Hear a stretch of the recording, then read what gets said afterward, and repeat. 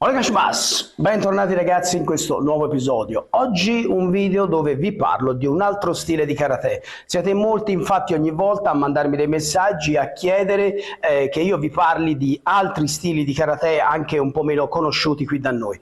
Oggi vi parlo di uno stile di karate molto particolare. Oggi vi parlo di una storia a tratti molto interessante e quasi incredibile. Oggi vi parlo dell'Ashihara Karate Kaikan.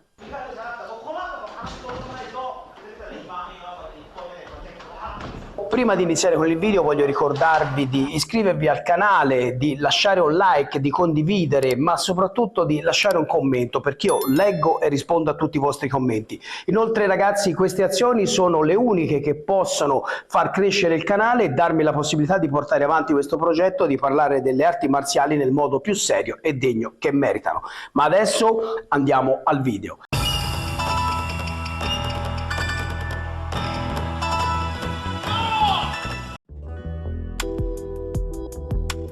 L'Ashihara Karate Kaikan è uno stile di karate a contatto pieno fondato nel 1980 da Hidoyuki Ashihara, da cui appunto prende il nome. Hidoyuki anche lui è un ex praticante ed istruttore di Kyokushin Karate, un altro dei grandi maestri che abbandonò Oyama. Nel video sulla caduta dell'impero ho spiegato molto bene le ragioni per cui numerosi maestri a un certo punto decisero di abbandonare il Kyokushin, ma soprattutto i motivi che hanno portato numerosi praticanti a prendere la decisione di abbandonare Oyama. Cercatelo sul canale, trovatelo e guardatelo perché è molto interessante. Ma torniamo a Hidoyuki Ashihara. Chi era quest'uomo? Quest'uomo nasce il 5 dicembre 1944 ed è un gran praticante di arti marziali e in particolare era noto per le sue abilità con le armi. Hidoyuki fu cresciuto dai nonni in un piccolo villaggio chiamato Namincho. Da bambino era un po' un attaccabrighe e spesso si ritrovava coinvolto in combattimenti con i suoi coetanei, ma non solo. Hidoyuki era in grado di azzuffarsi con persone più grandi di lui, non aveva paura. I nonni decisero così a 10 anni di mandarlo a praticare Kendo per trovare un po' uno sfogo alla sua energia. Nel 1960, quando Ashihara aveva 15 anni, si trasferì a Tokyo e iniziò a lavorare in una stazione di servizio. E questo fu il suo posto di lavoro per più di 6 anni. Nel settembre del 1961 entrò per la prima volta in un club di karate.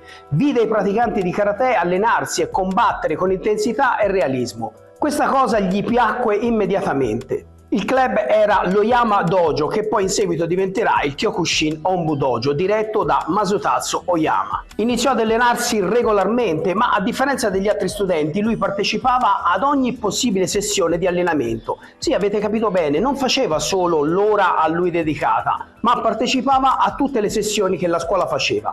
Grazie a questa sua attitudine e perseveranza raggiunse il grado di Shodan, cintura nera, il 26 marzo 1964. Solo 3 anni dopo aver iniziato la sua pratica. Ashihara aveva quindi solo 19 anni, ma nessuno nel dojo riusciva a batterlo in un combattimento diretto. Nel 1966, 2 anni dopo, Ashihara fu nominato istruttore presso la Karate Kyokushin all'Onbu Dojo. Si dimostrò degno di questa carica e fu scelto per recarsi in Brasile per insegnare e diffondere il Karate Kyokushinkai. Viaggiare per insegnare il karate, un sogno, quello che molti ragazzi e molti istruttori avevano a quel tempo. Ashihara aveva coltivato questo sogno per anni, ma successe un episodio che cambierà per sempre la sua vita. Ashihara una sera fu aggredito da una banda per strada. Erano in 5. Ma nonostante questo non furono in grado di far del danno ad Ashihara, che praticamente uscì vincitore da questo scontro. Il tutto finì in un'interrogazione di polizia e l'intero episodio fu segnalato poi alla scuola, il Kyokushinkai Onbu Dojo. Il comportamento di Ashihara aveva fatto una cattiva pubblicità al dojo, ma in fondo lui si era solo difeso, ma fu deciso per Ashihara comunque che ci doveva essere una punizione e la punizione fu esemplare. Ashihara fu immediatamente sospeso da ogni allenamento. La sospensione durò ben 2 mesi, che poi diventarono 3. Dopo 3 mesi Ashihara fu riammesso ai corsi e gli fu riproposto la possibilità di recarsi in Brasile, ma questa volta fu proprio lui a rifiutare. Voleva invece tornare al suo paese Nomura, e diffondere il karate. E così la sua reputazione di combattente e istruttore iniziò a diffondersi in quella parte del Giappone. Beh, il piccolo paese di Nomura diventò presto troppo piccolo per il gruppo di praticanti di Ashihara, un gruppo che era diventato veramente numeroso, erano molto numerosi. Decise di trasferirsi così nella città vicina, fondò rapidamente il più grande club di Kyokushinkai del Giappone. E i corsi del maestro Ashihara si estesero poi ad altre città come Uwa e Uwajima. Fu durante questo periodo che sviluppò il concetto di Sabaki, uno studio che il maestro aveva in mente da molto tempo. Furono definiti infatti da lui 3 punti principali che saranno poi i pilastri del suo Ashihara Karate. La preparazione e l'uso delle 4 posizioni principali rappresentate dal simbolo circolare dell'Ashihara Karate divennero il primo punto. L'importanza del tempismo e della valutazione della distanza divenne il secondo punto. Il terzo punto era la posizione, la postura che deve essere sempre mantenuta in qualsiasi situazione per garantire la massima mobilità. Si ingrandì anche nella città di Matsuyama, dove Ashihara divenne rapidamente popolare e anche lì iniziò a istruire le forze di polizia e anche nelle università furono fondati diversi club di karate. Club che furono fondati anche a Hiroshima, a Osaka, a Kyoto, a Kobe, a Nara, a Shiga e a tantissime altre località. Insomma, tutti volevano imparare dal maestro Ashihara. Tutti volevano avere a che fare con il maestro Ashihara, che di colpo era diventato il più famoso dell'organizzazione Kyokushin, rubando la scena a tutti gli altri maestri.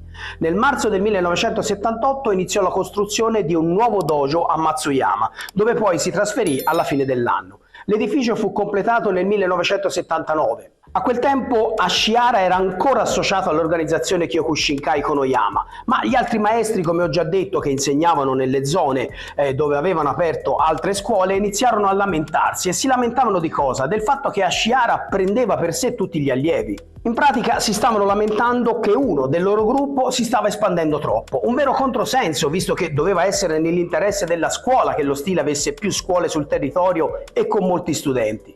Ma non finisce qui. Hiroyuki Ashihara salì letteralmente alle stelle quando, come si dice oggi, diventò virale grazie alla sua apparizione in un famoso manga di karate, Karate Baka Ichidai. Alcuni lo avevano soprannominato il 10° dan del combattimento da strada. Questo per quanto era considerato pericoloso nel combattimento libero. Come ho già detto, questa sua popolarità, unita alle sue abilità, portò naturalmente l'invidia di tutti gli altri maestri e si dice che lo stesso Matsuyama aveva paura di Ashihara, perché di fatto era diventato molto più forte e molto più famoso di lui.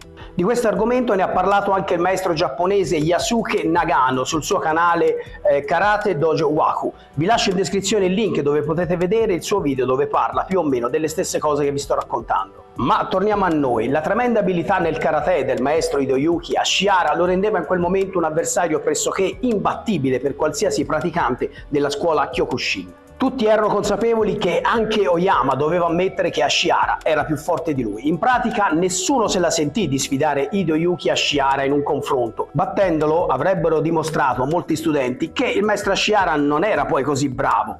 Beh, ma per fare questa cosa non si fece avanti nessuno. E così nel 1978 Ashihara fu espulso dal Kyokushin. Ma questo era ciò che serviva ad Ashihara per essere libero di sviluppare ulteriormente il suo proprio stile di karate, l'Ashihara Karate, con la parola chiave Sabaki, il suo metodo. Ma dire che fu espulso non è del tutto esatto. Ashihara infatti era a conoscenza di questa invidia nei suoi confronti e così, per evitare conflitti all'interno del Kyokushinkai, scelse di dimettersi lui stesso dalla pratica attiva del karate e lo fece in una riunione ufficiale a Tokyo nel marzo del 1978.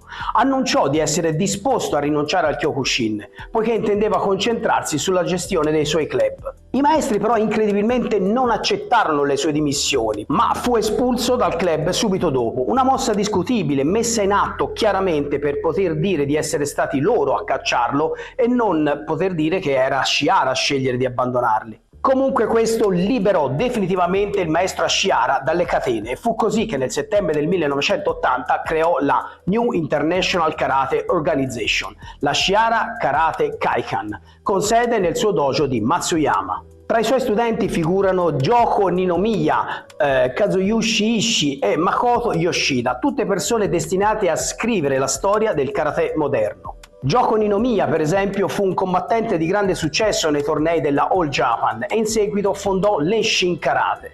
Anche l'Eishin Karate pone molta attenzione al metodo Sabaki, ma usa un sistema di tecniche pensato per affrontare l'avversario da una posizione che ne metta in difficoltà la potenza. Un altro allievo famoso di Ashihara invece è Kazuyoshi Ishii, che fondò lo stile di karate Seido Kaikan ed in seguito è stato anche il fondatore del circuito di combattimento famosissimo, il K1. L'Ashihara Karate era in quel momento uno stile che piaceva molto alle persone e soprattutto ai ragazzi giovani.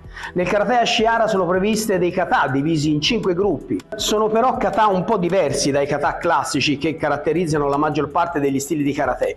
Sono infatti dei kata che, come nel judo, si applicano con un compagno per sviluppare e migliorare tutti i principi di combattimento che sono l'obiettivo dell'Ashihara Karate. Questi kata studiano molti principi dove viene enfatizzato l'autodifesa e il mantenimento della distanza dall'aggressore. Molti esercizi mettono l'accento sulle uscite laterali, altri kata più avanzati sono forme composte da tecniche per il combattimento a breve e lunga distanza, tecniche di leve e gioco di gambe. La maggior parte dei movimenti di alcuni di questi kata sono circolari e studiati per essere usati in uno spazio ristretto.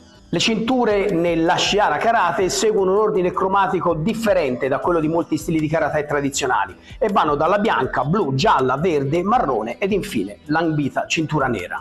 Ma come succede spesso nella storia di alcune vite straordinarie, Ashihara aveva in agguato un demone che lo stava aspettando. Nel 1987 sviluppò i primi segni di una malattia. Ashihara scoprì così di essere affetto da SLA, a quel tempo una rarissima malattia del sistema nervoso. All'inizio degli anni 90 le sue condizioni peggiorarono fino alla sua morte avvenuta il 24 aprile 1995 a Matsuyama.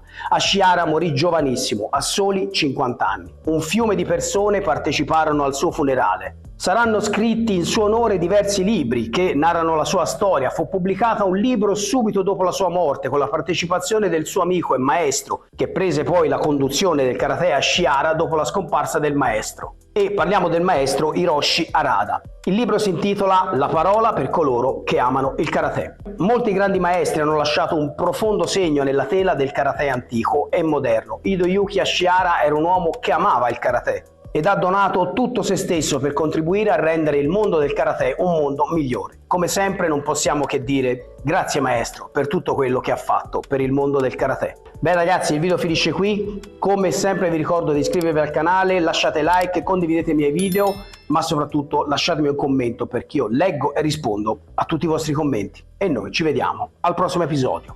Domo arigatou!